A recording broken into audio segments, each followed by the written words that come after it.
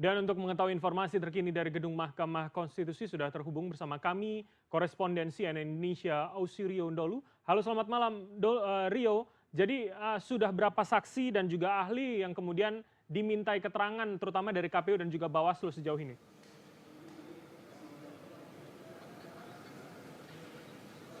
Iya, selamat malam Bram. Memang persidangan soal sengketa Pilpres hari ini sudah selesai digelar. Begitu ketika tadi pada pukul 5 sore waktu Indonesia Barat ini diakhiri dengan keterangan terakhir dari 8 saksi yang memang dihadirkan oleh Bawaslu pada hari ini. Karena memang dari KPU sudah selesai sejak pada pukul 2 siang waktu Indonesia Barat tadi siang.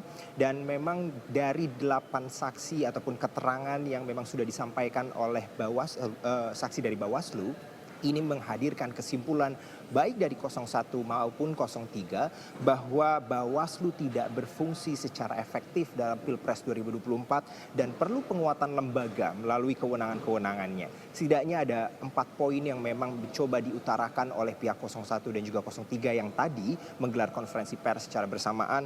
Yang pertama adalah kesulitan Bawaslu dalam mengakses informasi ketika laporan ditujukan kepada Bawaslu begitu. Lalu yang kedua, tidak ada pendalaman pertanyaan kepada narasumber yang kemudian terkait dengan laporan-laporan yang sudah disampaikan, lalu kemudian tidak efektif dalam menelusuri laporan. Dan yang keempat adalah hadirnya Gibran sebagai calon wakil presiden nomor urut 02 yang juga merupakan putra Presiden Jokowi yang dianggap ataupun dinilai memiliki pengaruh dalam kinerja-kinerja Bawaslu.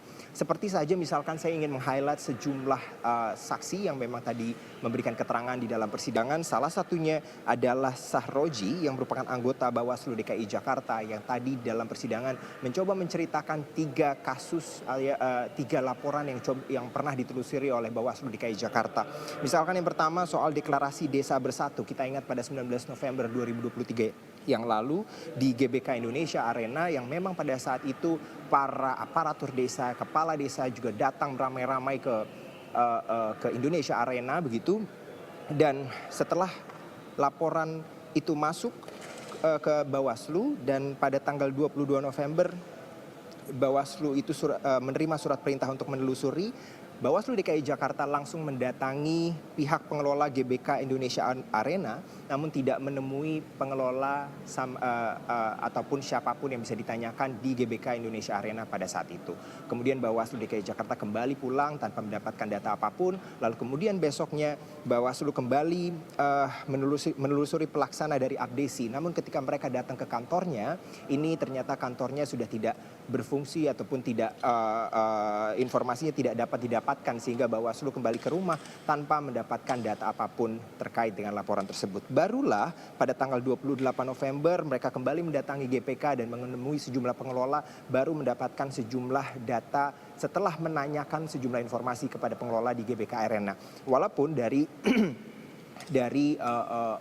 pendalaman yang dilakukan oleh Bawaslu tetap tidak ditemukan adanya dugaan pelanggaran pemilu begitu. Dan yang pada akhirnya memang pada saat itu menyebut bahwa ada beberapa terlibat kepala desa aktif, perangkat desa aktif yang pensiun yang memang pada saat itu bercampur dalam acara tersebut, namun tetap tidak ditemukan adanya pelanggaran pemilu.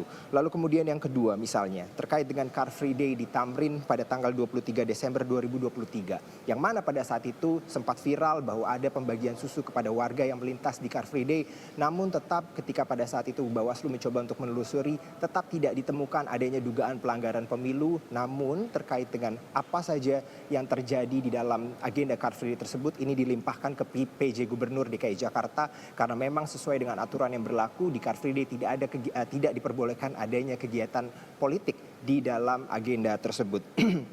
Dan yang terakhir misalnya contoh kasus seperti di Ponpes Luhur Astakofah yang kemudian pada saat itu dari kubu 02 sempat membagikan gantungan kunci Naruto pada saat itu, dan kemudian waktu itu Bawaslu DKI Jakarta hanya mempertanyakan kepada security setempat bahwa apakah ada agenda kampanye politik di situ, dan ketika saat itu dijawab tidak ada agenda kampanye politik, hanya silaturahmi biasa. Maka kemudian Bawaslu DKI Jakarta mengambil kesimpulan bahwa tidak ada dugaan pelanggaran pemilu dalam agenda tersebut. Dari contoh-contoh kasus ini, kemudian dari pihak 01 dan 03 ini menyimpulkan bahwa di dalam Pilpres 2024 ini Bawaslu tidak bekerja secara efektif, termasuk dengan alasan-alasan yang tadi sudah saya sampaikan, yang salah satunya adalah mungkin saja yang dinilai tadi salah satunya oleh Ketua Tim Hukum dari TPN Ganjar Mahfud, Todung Mulya Lubis, sempat menyampaikan kepada kami, apakah kemudian pengaruh dari Gibran Rakabuming Raka sebagai cawapres dari 02 yang juga merupakan putra dari Presiden Joko Widodo ini memiliki pengaruh terhadap kinerja dari Bawaslu di Pilpres 2024 ini.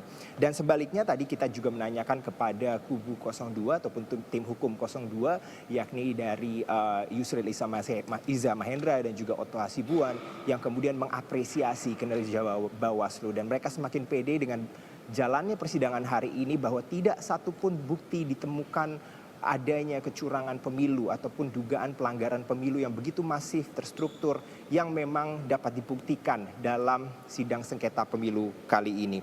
Dan memang terkait dengan sidang hari ini, berikut yang dapat kami sampaikan, namun untuk update-nya pada hari Jumat besok, seperti yang kita sudah ketahui bersama bahwa bagaimana Mahkamah Konstitusi juga akan mengundang 4 menteri di dalam persidangan untuk didengarkan bagaimana keterangannya. Salah satu yang memang ingin ditanyakan adalah soal penggelontoran bantuan sosial kepada masyarakat pada hari jelang pemungutan suara Pilpres 2024. Apakah secara mekanisme atau aturan ini sudah sesuai dengan ketentuan yang berlaku? Karena itu dari Mensos, Menkeu, Menko Perekonomian dan juga Menko PMK ini sudah mengkonfirmasi akan hadir pada agenda sidang pada hari Jumat nanti. Dan tadi pagi Presiden Jokowi juga sudah menyampaikan kepada awak media bahwa dirinya menginstruksikan kepada 4 menteri tersebut untuk belak-belakan bagaimana di dalam persidangan untuk menyampaikan sejumlah keterangan yang memang dibutuhkan oleh para pemohon ataupun pelapor yang ada di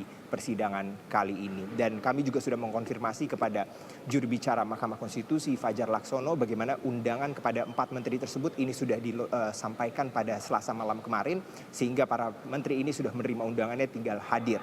Dan tadi ketika kami tanyakan kepada kubu 02 apakah kemudian pemanggilan 4 menteri ini akan menimbulkan sedikit dinamika di dalam persidangan, namun tadi seperti yang dijawab oleh Ketua Tim Hukum kubu 02 Yusril Iza Mahendra dan juga anggotanya Otto Hasibuan menyampaikan kepada kami bahwa dengan pemanggilan 4 menteri tersebut ini seperti blessing in disguise begitu, bahwa keterangan-keterangan yang akan diberikan 4 menteri ini memberikan mereka kepercayaan diri bahwa sebenarnya tidak ada yang salah dari penggelontoran bantuan sosial kepada masyarakat, bahwa sebaliknya bagi kubu 02 bahwa itu akan memberikan edukasi kepada masyarakat secara luas ketika persidangan ini dibuka secara umum, bahwa penggelontoran bantuan sosial ini memang sudah sesuai dengan aturan yang berlaku.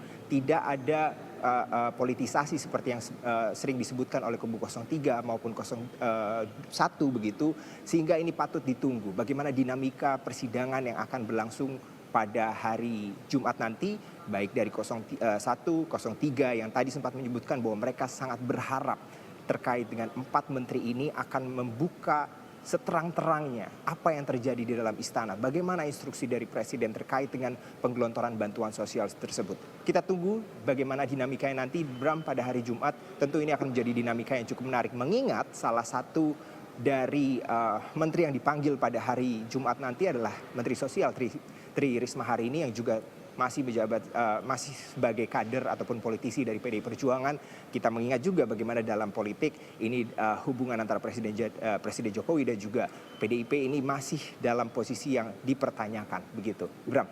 Baik, Rio, menarik untuk melihat bagaimana hari Jumat nanti begitu ya, untuk kemudian mendudukkan pokok permasalahannya begitu dan melihat bagaimana relasi yang kemudian Anda jelaskan dan sebutkan tadi. Terima kasih atas penjelasan dan juga elaborasi Anda, Ausirion Dholu, yang melaporkan langsung dari Mahkamah Konstitusi Jakarta. Selamat kembali bertugas.